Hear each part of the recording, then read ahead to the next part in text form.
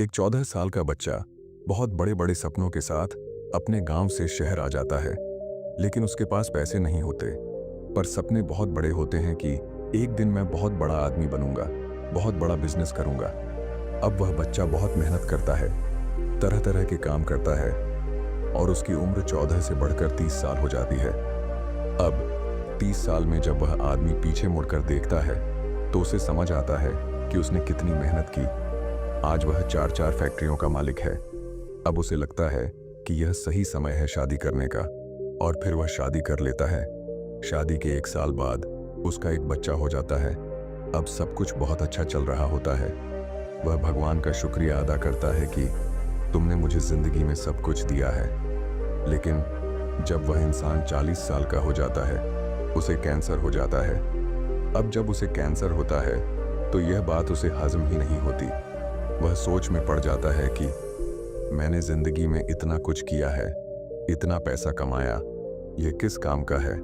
वह सोचता है मेरा बच्चा सिर्फ 9 साल का है, मेरे बाद इसे ही बिजनेस देखना है। लेकिन यह अभी तैयार नहीं है बिजनेस करने के लिए। मैं इसे कैसे तैयार करूंगा? मुझे तो यह भी नहीं पता कि मेरे पास वक्त कितना है। तो वह एक सुबह अपने बच्चे को बुलाता है, जो कि सिर्फ 9 साल का होता है, और उसे कहता है आज मैं तुम्हें एक चैलेंज दूंगा, क्या तुम मेरा चैलेंज पूरा करोगे? बच्चा बोलता है हाँ पिताजी, बताइए मैं क्या कर सकता हूँ। तो वो अपने बच्चे को एक बड़ा सा डब्बा देता है और उसे बोलता है कि इस डब्बे को उठाओ। बच्चे से वो डब्बा उठ भी नहीं पा रहा होता। वो डब्बा भारी होता है उस बच्चे के लिए, पर फिर भी उस बच्चे को बोला जाता है कि इस डब्बे में जो भी है उसे तुम अभी नहीं देखोगे, घर से बाहर निकलोगे। 3 घंटे की मोहलत मिलेगी तुम्हें, और 3 घंटे में जो भी इस डब्बे के अंदर है उसकी कीमत को बढ़ाकर वापस लाना है।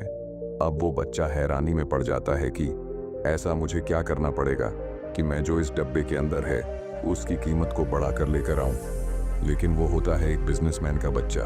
वो बाहर निकलता है और देखता है उस डब्बे के अंदर गेहूं है। अब वो सोचता है कि मैं गेहूं की कीमत को कैसे बढ़ा सकता हूं, पर फिर उसे एक आइडिया आता है कि गेहूं से आटा बन सकता है। वो पास वाली चक्की के पास जाता है और उस चक्की के मालिक को बोलता है कि अंकल, क्या आप इस गेहूं का आटा बनाकर मुझे दे सकते हो? चक्की का मालिक बच्चे की मासूमियत को देखकर गेहूं को पीस के आटा बनाकर बच्चे को दे देता है और कुछ भी उस बच्चे से नहीं मांगता।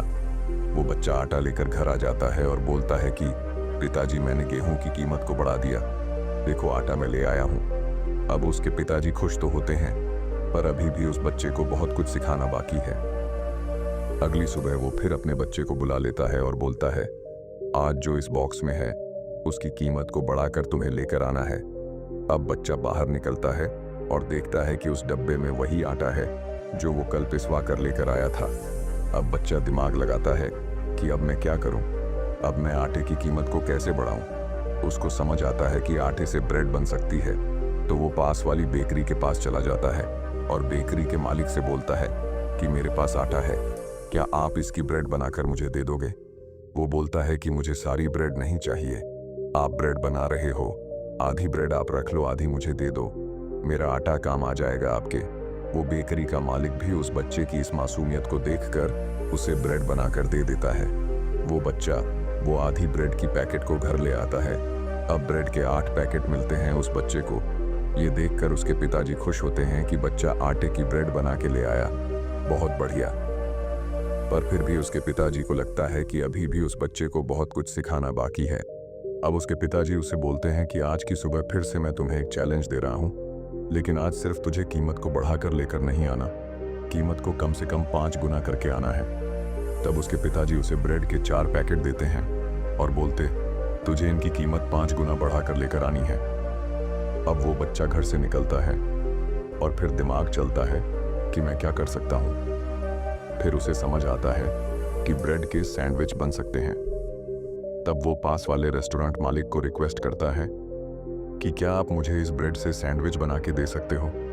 मुझे सारी ब्रेड नहीं चाहिए, 4 पैकेट हैं, सारे आप रख लो, मुझे सिर्फ 4 सैंडविच बना के दे दो जिसमें 8 ब्रेड लगेंगी। ये रेस्टोरेंट का मालिक भी बच्चे की मासूमियत देखकर उसे 4 सैंडविच बनाकर दे देता है। वो रेस्टोरेंट बहुत फेमस होता है, लेकिन फिर भी अपनी ब्रांडिंग के साथ पैक करके वो 4 सैंडविच बच्चे को दे दिए जाते हैं। बच्चा घर आता है और अपने पिताजी को बोलता है कि जो ब्रेड आपने दी थी 4 पैकेट, वो तो कुछ 100 रुपए की थी, पर अब मैं 4 सैंडविच बनवा करके लेके आया हूँ और इस रेस्टोरेंट का एक सैंडविच 200 रुपए का है, तो ये 4 सैंडविच 800 रुपए के हो गए।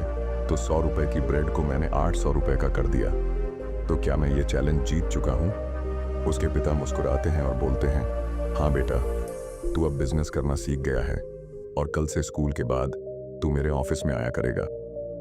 अब इस कहानी से आपको क्या सबक मिलता है? पहला, बिजनेस मल्टीप्लिकेशन के ऊपर डिपेंड करता है। मतलब हम जो भी इन्वेस्टमेंट कर रहे हैं उस इन्वेस्टमेंट को हम बढ़ा पाएं और मल्टीप्लाई कर पाएं। जिस दिन आप पैसे को मल्टीप्लाई करना सीख गए उस दिन आप बिजनेस करना सीख गए। आपकी उम्र मैटर नहीं करती। दूसरा, हमेशा अपनी वैल्यू बढ़ाने पर ध्यान दें। दूसरा लेसन जो आप सीखते हो इस कहानी से वो यह है कि जब तक आप गेहूं बने रहोगे और गेहूं से पीस कर आटा नहीं बनोगे तब तक आपकी वैल्यू नहीं बढ़ेगी। आपको जीवन में अपनी वैल्यू इंक्रीज करने पे ध्यान देना चाहिए। उसी गेहूं से आटा बना, उसी गेहूं के आटे से ब्रेड बनी और उसी ब्रेड से सैंडविच बना। आपकी जो जिंदगी है वो भी इन्हीं लेवल्स पर निर्भर करती है। जैसे जैसे आप विकसित करते हो और जैसे जैसे आप अपनी वैल्यू इंक्रीज करते हो आप जिंदगी में आगे बढ़ते हो। देखो, जितने भी इंसान हैं सबके पास 2 हाथ, 2 पैर, 2 आंखें और एक दिमाग है, पर कुछ लोग अपने दिमाग से अपने आप को जो वो गेहूं रूपी होते हैं, कुछ लोग आटा बना लेते हैं, कुछ लोग गेहूं ही बन के रह जाते हैं, कुछ लोग ब्रेड बना लेते हैं और कुछ लोग सैंडविच भी बना लेते हैं। ये सिर्फ आप पर ही निर्भर करता है कि आप अपने आप को कैसे विकसित कर रहे हो। एक बात दिमाग में डाल लो, खुद को विकसित करना बहुत ज़्यादा ज़रूरी है। वक्त के साथ बदलना बहुत ज़रूरी है और अगर आप बदलना चाहते हो तो उसकी शुरुआत आज से करो, नई स्किल्स को सीख कर। हम आशा करते हैं कि आपको यह वीडियो पसंद आई होगी, तो इसे अपने दोस्तों के साथ शेयर करना ना भूलें। धन्यवाद।